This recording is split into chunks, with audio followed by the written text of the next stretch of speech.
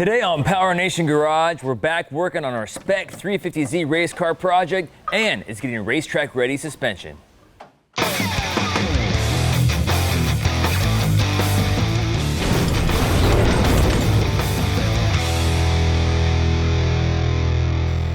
Hey, I'm Gannon Pritchard. Welcome back to Power Nation Garage, where we finally got our Spec 350Z back from the roll cage shop. Take a look at it. The roll cage is the single most important feature in your race car because there is no sacrifice when it comes to safety. As a driver, it's important to be safe, and you want to make sure the roll cage is done correctly and not done without a professional overlooking the process. This is one area you don't want to go easy on. And although safety is our #1 priority and it's in the NASA rulebook to be legal, another thing to keep in mind is the roll cage will actually add performance to your suspension because it will make the race car more rigid than a car without. All right, so we got the roll cage installed. It looks fantastic and it's gonna keep us safe, but now it's time for suspension. The stock suspension's fine, but for what we're gonna do with this car, it's gonna need an upgrade. Before we get started, I wanted to introduce you to Spencer with Z1 Motorsports. Spencer, man, welcome to the show. Thanks for having me. Dude, are you ready to put some parts in this car? Yeah, let's do this. All right, let's rock and roll.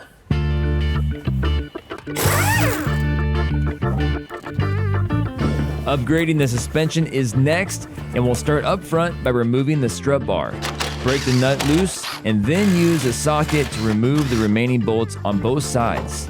Pull the strut bar, remove the 3 nuts on top of the strut tower, both on the left and right side.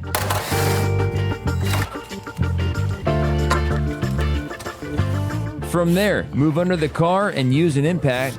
Remove the ball joint nut, adjoining the upper control arm and the spindle. The spindle will fall forward. Be sure to hold it up so you can remove the brake lines from their brackets. This will give you enough extra room to work without damaging those brake lines, because if you do that, it's going to be a bad day at the office. Use a wrench to loosen the bolt on the lower control arm. Follow this by using an impact to completely remove it.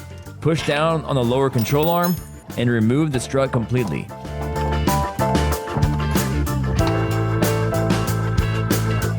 Use a wrench and a socket to then completely remove the upper control arm. Once out of the car, adjust the aftermarket control arms to be as close to the OEM length as possible. This will need to be professionally adjusted once it's back in the car to get the caster and camber to where it needs to be. But you might as well get it as close as you can while you're putting it back in the car. Reinstall the new adjustable upper control arms the same way that you remove them. Install the new coilover shock by slipping the top end first, followed by the bottom end. Installing the mounting bolt on the lower control arm, followed by 3 nuts on top, holding in your high-performance aftermarket coilover shock.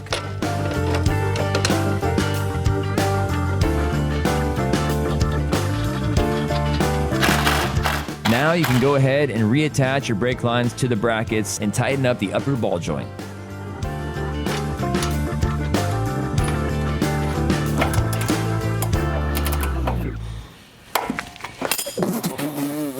Done. Blooper reel. Moving to the rear of the car, use an impact to remove the stock bolt on the lower control arm.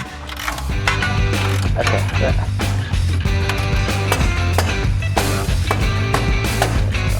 Use a dead blow hammer to release the lower control arm, allowing the spring to fall out completely.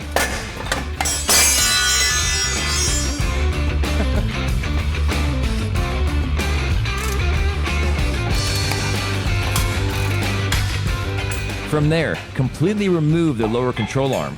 Measure to the center of the spring bucket and drill a hole for your new coilover mounting hardware.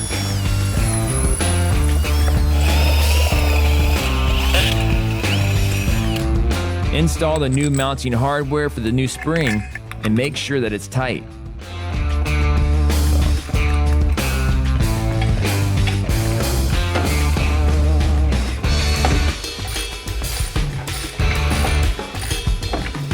Remove the upper shock nuts and remove the old shock completely.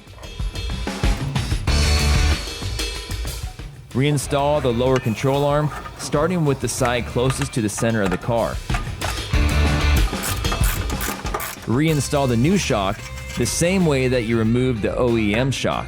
And be sure to not go too fast and make sure those bolts are nice and snug.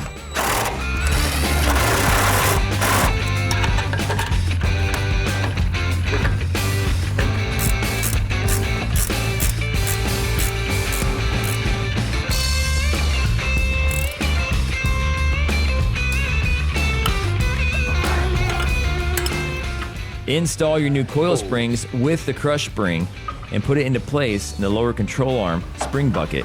Using a jack, adjoin the control arm with the spindle bracket and tighten the bolt once it's in place.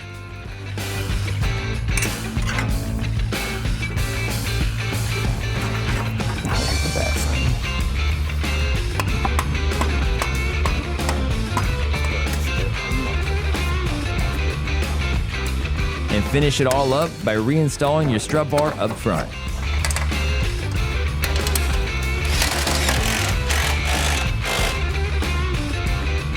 Once everything is good and tight, you can move to the front end to install Nismo's front sway bar. This performance upgrade measures in at 1.4 inches in diameter and will really reduce body roll for quicker times. Now your high-performance suspension is finished.